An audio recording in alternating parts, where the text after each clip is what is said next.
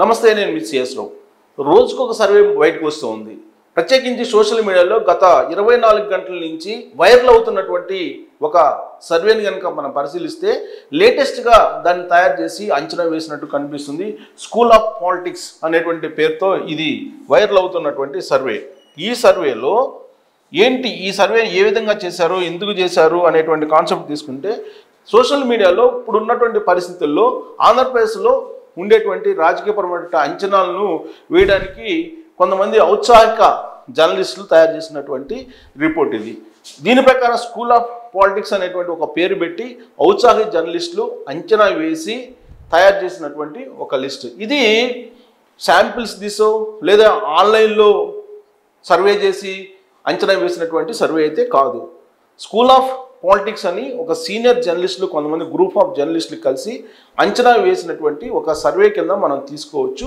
ఇది గత 24 గంటల నుంచి సోషల్ మీడియాలో అన్ని ప్లాట్ఫామ్స్లో వైరల్ అవుతున్నటువంటి సర్వే.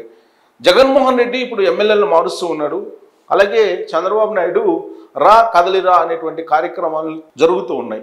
వాటికి వస్తున్నటువంటి స్పందన, జగన్మోహన్ రెడ్డి తాలేపల్లి క్యాంప్ ఆఫీస్ని బేస్ చేసుకొని మారుస్తున్నటువంటి ఎమ్మెల్యేలు ఎంపీల లిస్టు, వీటన్నిటిని బేరీజ్ వేసుకుని రాజకీయపరమైన వాతావరణాన్ని కంప్లీట్గా అవగాహన చేసుకొని కొంతమంది సీనియర్ జర్నలిస్టులు వేసినటువంటి అంచనా కింద మనం దీన్ని చూడాలి. దీనికి ఒక సైంటిఫిక్గా రీజన్ లేదంటే సైంటిఫిక్గా శాంపిల్స్ తీయటం ఇవన్నీ లేవు. బట్ కేవలం అంచనాలు మాత్రమే. సీనియర్ జర్నలిస్టులు జనరల్గా ఆయా జిల్లాల మీద, ఆయా కాన్స్టిట్యున్సీల మీద అవగాహన ఉంటుంది. ప్లస్ రాజకీయపరమైన వాతావరణం ఏ విధంగా ఉంది రాష్ట్రంలో, 2019లో ఏ విధంగా ఉంది, 2014లో ఏ విధంగా ఉంది, అంతకుముందు ఆంధ్రప్రదేశ్ చరిత్రలో జరిగినటువంటి ఎన్నికల్లో ప్రజల యొక్క మూడ్ ఎలా ఉంది అనేది కేవలం అబ్జర్వేషన్ ద్వారా జర్నలిస్టులు కొంతమంది ఒక అంచనాకు వస్తూ ఉంటారు. అలాంటి వాళ్ళలో కొంతమంది తయారు చేసినటువంటి ఈ సర్వే ఇది. స్కూల్ ఆఫ్ పాలిటిక్స్ పేరుతోటి ఆంధ్రప్రదేశ్ ఒపీనియన్ పోల్ అనేది ఒకటి తయారు చేశారు. దాని ప్రకారం వాళ్ళు ఇస్తున్నటువంటి అంచనాల ప్రకారం నార్త్ ఆంధ్ర, ఉత్తరాంధ్రకు సంబంధించి వైఎస్ఆర్ కాంగ్రెస్ పార్టీ 12 నుంచి 16 వరకు గెలుచుకునేటువంటి అవకాశం ఉంది. మొత్తం టోటల్ 12 నుంచి 16 వరకు. అదే Telugu Desam party plus Janasena party కలిపి 18 నుంచి 22, మొత్తంగా 35 స్థానాలు ఉన్నాయి. ఏది ఉత్తరాంధ్రలో.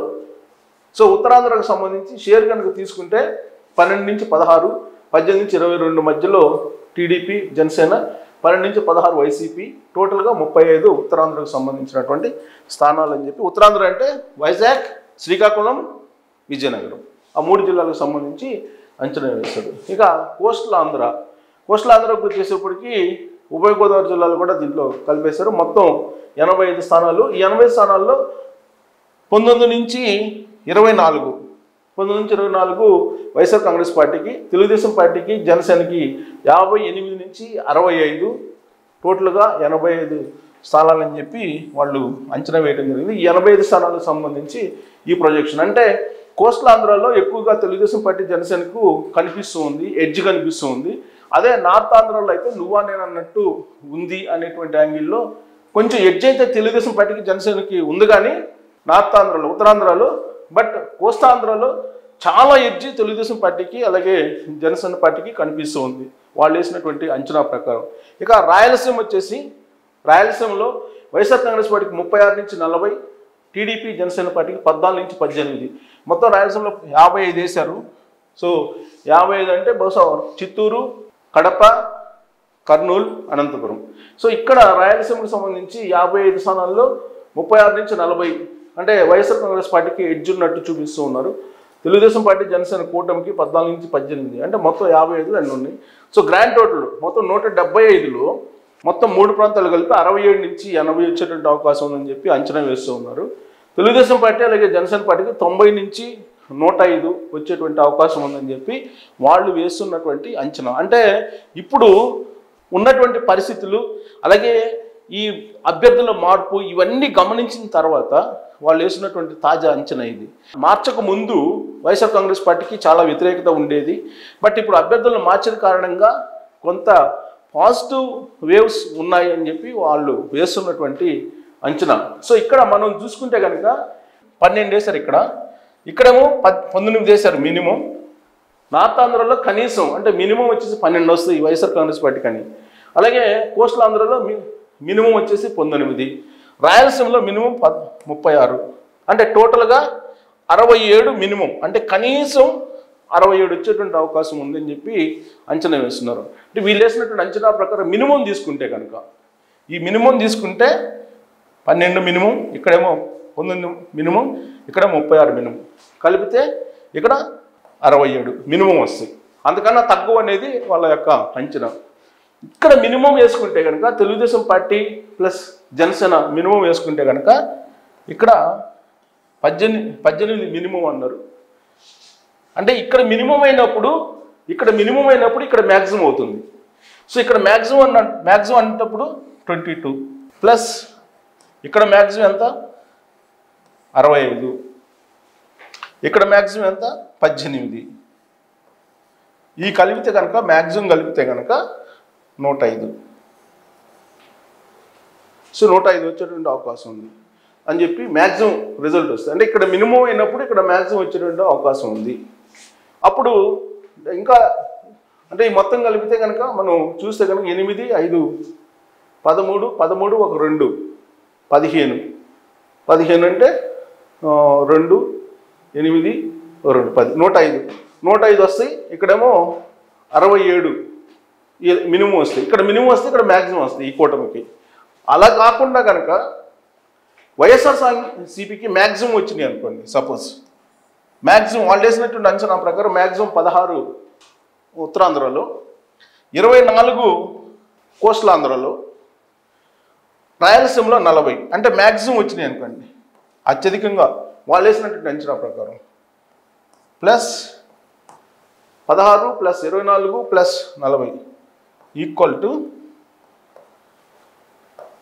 80, అంటే 80 వస్తాయి అనమాట. అంటే ఏ కోసానా వీళ్ళు వేసినటువంటి అంచనా ప్రకారం మ్యాక్సిమం వచ్చినప్పటికి కూడా ప్రభుత్వాన్ని ఏర్పాటు చేసేటువంటి మ్యాక్సిమం దీనికి చేరుకోలేదు వైఎస్ఆర్ కాంగ్రెస్ పార్టీ. అంటే మ్యాజిక్ ఫిగర్కి చేరుకోలేదు అని చెప్పి మనకు తెలుస్తుంది. 175 మ్యాజిక్ ఫిగర్ ఎంత 2 8 16, 2 14, సో 88 మ్యాజిక్ ఫిగర్ అంతేనా. 88 మ్యాజిక్ ఫిగరు. సో 88 కంటే ఇంకా తగ్గుతాయి, మ్యాజిక్ ఫిగర్ కన్నా తగ్గుతాయి, 80 వస్తాయి. అంటే మ్యాజిక్ ఫిగర్ రీచ్ కాదు. సో కాబట్టి మ్యాజిక్ ఫిగర్ రీచ్ అయ్యేటువంటి ప్రసక్తి అయితే లేదు వైఎస్ఆర్ కాంగ్రెస్ పార్టీకి. అదే ఇక్కడ మినిమం వచ్చేసి వైఎస్ఆర్ కాంగ్రెస్ పార్టీకి, మ్యాక్సిమం కనుక టీడీపీ జనసేనకి వస్తే సో మ్యాజిక్ ఫిగర్ దాటి 105 వస్తాయి. కాబట్టి ఇక్కడ ప్రభుత్వాన్ని ఏర్పాటు చేసేటువంటి అవకాశం ఉంది. ఇంకొక లాజిక్ పాయింట్ ఏంటంటే మినిమం వచ్చినా కానీ తెలుగుదేశం పార్టీ ప్లస్ జనసేనకి మినిమం వచ్చినప్పటికి కూడా ఇక్కడ మ్యాజిక్ ఫిగర్ కన్నా ఎక్కువ ఉంటుంది, ప్రభుత్వాన్ని ఏర్పాటు చేసేటువంటి అవకాశం ఉంది. సో ఇక్కడ మినిమం వచ్చినా మ్యాక్సిమం వచ్చినా ఏ కోణంలో నుంచి తీసుకున్నా తెలుగుదేశం పార్టీ జనసేన అధికారంలోకి వచ్చేటువంటి అవకాశం ఉందని చెప్పి మనం చెప్పచ్చు. సో ఇది 88 మ్యాజిక్ ఫిగర్ కాబట్టి 88 మ్యాజిక్ ఫిగర్కి మ్యాక్సిమం వచ్చినా కానీ చేరుకునే అవకాశం లేదు వైఎస్ఆర్ కాంగ్రెస్ పార్టీ. సో కాబట్టి ఎట్టి పరిస్థితుల్లో ఈ సర్వే ప్రకారం స్కూల్ ఆఫ్ పాలిటిక్స్ దీంట్లో జర్నలిస్టులు సీనియర్ జర్నలిస్టులు కొంతమంది ఉన్నారు. ఆ సీనియర్ జర్నలిస్టులు వేసినటువంటి అంచనా ప్రకారం ఏ కోణం నుంచి తీసుకున్నా వైఎస్ఆర్ కాంగ్రెస్ పార్టీ అధికారంలోకి వచ్చేటువంటి అవకాశం లేదు, మ్యాజిక్ ఫిగర్ను దాటేటువంటి పరిస్థితి కనిపించట్లేదు అనేది మనం ఒక విశ్లేషణ చేసుకోవచ్చు, ఒక కంక్లూజన్కి అయితే రావచ్చు. కానీ కొన్ని సర్వేలు మాత్రం అసలు వైఎస్ఆర్ కాంగ్రెస్ పార్టీకి 50 మించు 40, 50 మధ్యలో వచ్చేటువంటి అవకాశం ఉందని చెప్పి అంటున్నారు.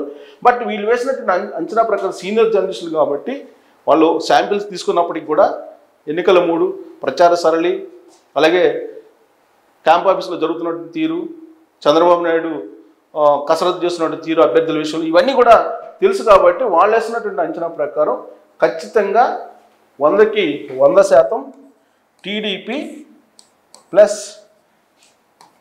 జనసేన జేఎస్పీ అధికారంలోకి వచ్చేటువంటి అవకాశం ఉంది అని చెప్పి యాజ్ ఆఫ్ నో వాళ్ళు అంచనా వేస్తున్నటువంటి పరిస్థితి. ఇది ట్రెండ్ అవుతుంది సోషల్ మీడియాలో.